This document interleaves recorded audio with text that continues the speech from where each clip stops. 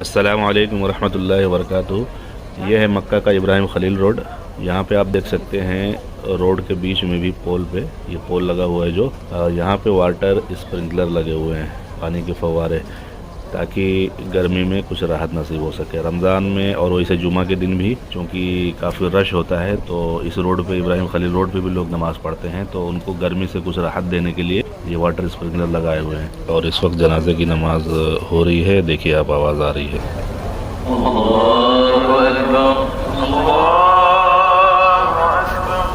और ये देखिए रोड गीला इसी वजह से नज़र आ रहा है, पानी का जो फव्वारा ऊपर लगा हुआ है उसी की वजह से। और ये जो खुला मैदान है थोड़ा सा, यहाँ पे भी वाटर स्प्रिंकलर लगे हुए हैं, यहाँ पे भी फव्वारे लगे हुए हैं। आपको एक बात और बताता चलूँ कि यहाँ पे नमाज़ पढ़ने वालों में काफ़ी लोगों का किबला रुख जो है वो सही नहीं होता है। इस बात का लोग ध्यान नहीं देते हैं और कैसे भी रोड के हिसाब से खड़े हो जाते हैं। इस बात का ध्यान देना चाहिए।